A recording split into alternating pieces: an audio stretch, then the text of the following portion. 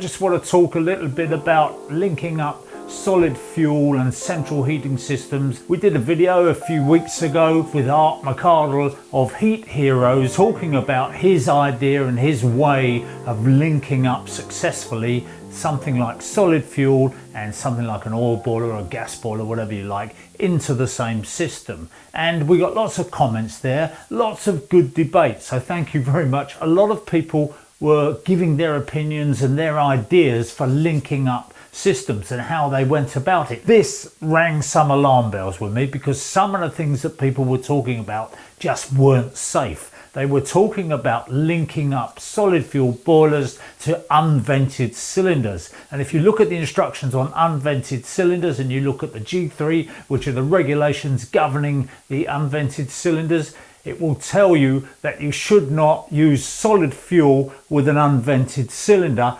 unless you use specifically designed systems which will prevent the overheating of the water. That's the important thing. A solid fuel boiler, whether it be a Woodburner or a multi-fuel boiler, does not have a temperature control in the same way that a gas or an oil boiler does. And that means that you can get a situation where the water boils. Now, if the water boils and you put it through an unvented cylinder, you have the potential for a bomb. I do not exaggerate. And when I say a bomb that could take your house and even your neighbour's house away with it. It is a huge amount of stored energy which is under pressure inside that cylinder. If it goes over boiling point and the systems fail, of course there are safety valves on there which will open if the temperature of the cylinder reaches a certain point, but we've got to allow for the fact that sometimes those things may fail. And the other thing that's important is that you also look at the boiler itself, because if you're buying a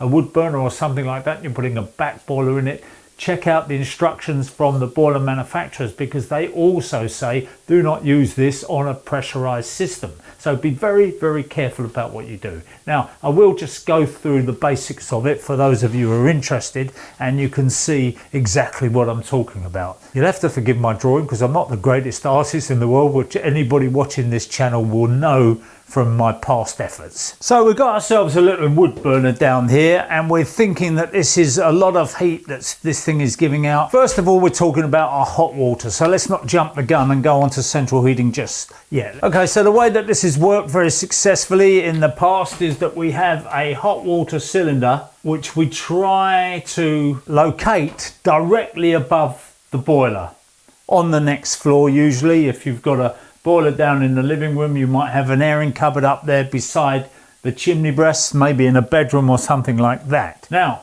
the great thing about this is that if we've got a back boiler in here and we've got the flow coming out of the back boiler at the top, we can take that pipe, goes up vertically, and it goes into the cylinder, and there is a coil inside the cylinder, and that coil gives up heat to the water that's in the cylinder. The water in the cylinder is going to the taps, and that cylinder has a vent pipe over the top. It's got its own cold water tank here. Now, there's also a little feed and expansion tank, which is a smaller tank. And what we would have here is we would have a vent pipe going up over the top into the feed and expansion tank. Now, if any water boils from here, as quite likely it will, it goes up there and it goes safely over the top to open air, splutters into the feed and expansion tank, and the water in the feed and expansion tank would normally be cool. And we'll just look at this, that's passing over there. That would be our cold feed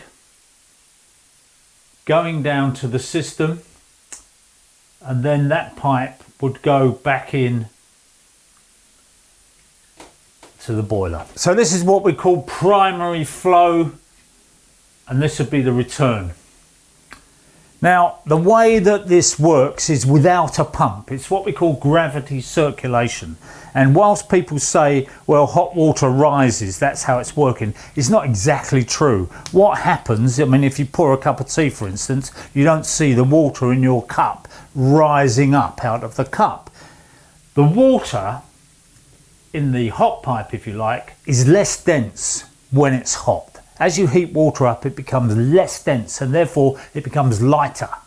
Now, the water in this column is heavier, and it's this column that is pushing down. Because the water is heavier, it's colder, it's pushing down, and as it pushes down, it pushes the hot water out, which is lighter, and the hot water goes through there and it goes round and it goes back down. The bigger the difference between these two pipes, in other words, when the cylinder is first being heated up and this coil is giving up its heat to the cylinder and it's arriving much cooler, it won't be cold, but it's arriving much cooler down back into the boiler, that circulation is reasonably vigorous because you've got two columns, two vertical columns, you've got a difference in the temperature, you've got a difference in the weight, and you get a nice circulation. As this water heats up in the cylinder, as we start to get hot water in the cylinder, which will obviously start at the top because that's the way it just flows up, replaced by the cold water in the cylinder, which is pushing the hot water to the top. But as we heat the cylinder up, this return pipe starts to become the same heat as the same temperature as the flow pipe. Once you achieve that situation where the flow pipe and the return pipe are almost at the same temperature, the circulation in these two pipes becomes very, very slow. It's just creeping round. You're not getting a great deal of heat, but then again, you don't need a great deal of heat because the cylinder is full up. What are you going to do with the water? It's a perfect system. It's worked brilliantly for, I would say, probably 200 years. These sort of systems have been around and they've been working perfectly well. But when you start putting this cylinder somewhere else in the house, if you can't accommodate it directly above the boiler and you situate this cylinder over here somewhere else in the house, then you have a flow pipe which comes up here. Instead of that, ignore that cylinder, that's not there anymore. And we've got a flow pipe which is going along through there, and then it's going back down again to the boiler. Now, those two sections of horizontal pipe are a problem because we talked about the column of cold water or cooler water pushing the hot water up.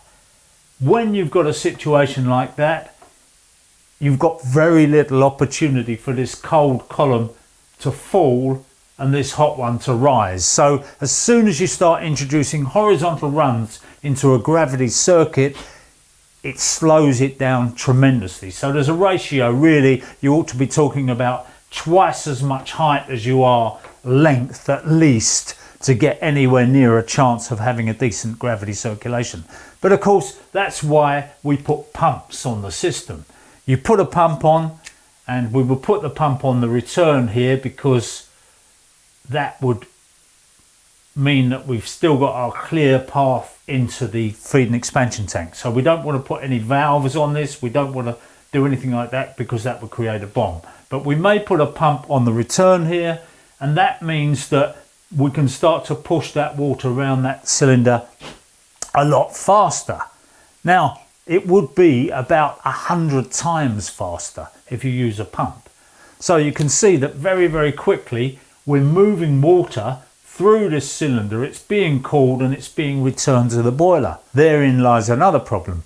If the water that's coming back to the boiler is too cold, it will condense or cause condensation because you've got moisture in fuel. You will get condensation on the heat exchanger. It will cool the fire. A cool fire will not draw properly and the whole thing will become very sluggish. You'll see the fire isn't working well. So all that lovely heat that you had in your wood burner or whatever, suddenly it's not so impressive because you've put a pump on it and the pump is really introducing cold water or cooler water back into the system when it doesn't need it. The way we overcome that is we put a temperature sensor, a thermostat on the flow pipe, and when the thermostat senses that the heat in the flow pipe is good, it'll turn the pump on, and the pump will speed the circulation up a bit.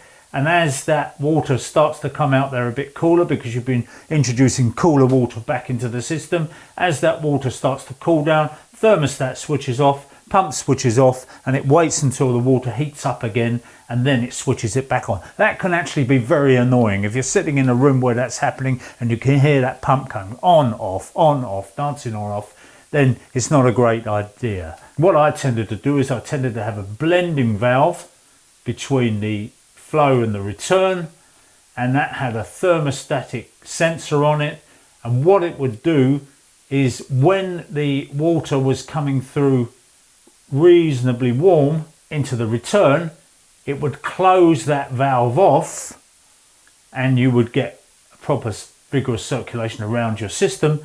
But if it sensed this water was coming back too cold, it would open that valve up, take a bit of the hot water out of there, put it back in and recirculate it. So it's kind of bypass. It's what we call a temperature operated bypass. And it just means that the pump can stay ticking over and you just get that better bit of circulation round the boiler. That would be my favourite operation. Now, a lot of these boilers back in the day, if you had any kind of floor standing boiler, be it solid fuel, be it oil or gas or whatever, had 4 tappings in it. So here's 2 tappings.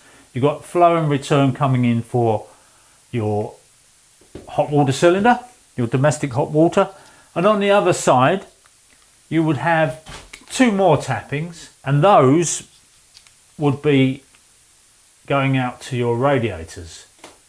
So on that side you would put a pump, and on this side you would have gravity circulation, and here you would have a reasonably large volume of water inside here, and that would be a neutral point, if you like. That would be a point at which the 2 systems weren't meeting. It's all the same water in there, but it would mean that that could work independently of that. If you put a pump on there, supposing we put a pump on the flow on this one, because we've got our vent here, we're not worried. We can put a pump on the flow here.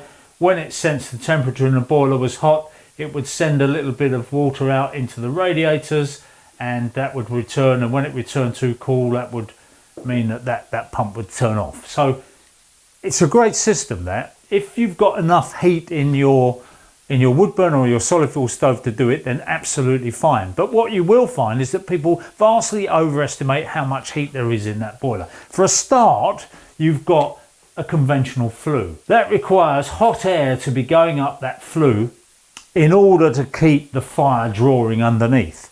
And if you start to cool that fire down too much and you cool the flue gases down too much, that will start to stall. You will get condensation and tar building up in the flue, and you will find that the fire will die. And also the other problem with tar in the flue is it's very, very dangerous, because you can have a chimney fire. That tar is like creosote. It will burn, and as it lines the flue and as the fire gets hotter on a particular day, you've got it running really hot, it will catch the chimney on fire and you'll have yourself a chimney fire. I've seen many instances where this has happened. You've got to be careful. You really need to keep the flue gases high, especially when you're burning wood. Burn dry wood, burn well-seasoned wood, but keep the flue temperature reasonably high so you don't get a tar build up there, you don't get condensation there, and you don't get tar building up on the actual back boiler itself. Because again, you've got this situation in here where if you have all that hanging around, it's ignitable.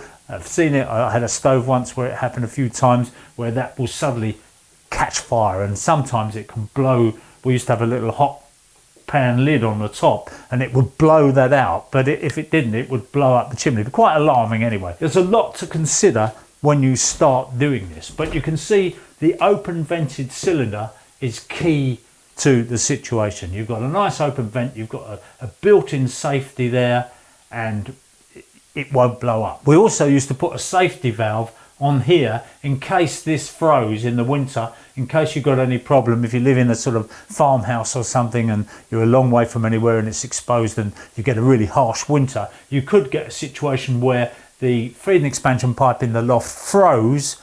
You came home, thought, oh, the house is cold, I'm going to light the stove. You lit the stove, this was actually frozen solid, and you would get a build-up of heat in the stove. It wouldn't be enough to circulate it round to get it going there, because this was all sealed off. So you've virtually got yourself a sealed system in that situation. So what we used to have on here was a safety valve, which meant that if it did freeze, you had another way of the excess pressure escaping. That was just something we used to put in, and then they stopped putting them in for some strange reason, because they weren't that reliable. They used to scale up and so on, and clog up. But anyway, I hope that explains the first part of what I'm talking about. I'm going to go on in another video to explain some more, but this just gives you the basics of gravity circulation and the way a solid fuel is linked up to a system. Using a 4-tapping back boiler is by far and away the best method of making sure that you don't get any crossover, you don't get any problems, you don't get the wood burning stove cooling the water, dragging the water through the cylinder.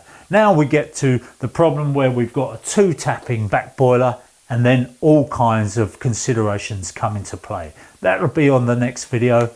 I'm Roger Brisby. I hope you found that useful. Give us your thoughts, give us your questions, and maybe we can incorporate those into the next video, which will be part 2, how to link up solid fuel appliance to a central heating system using a 2-tapping boiler.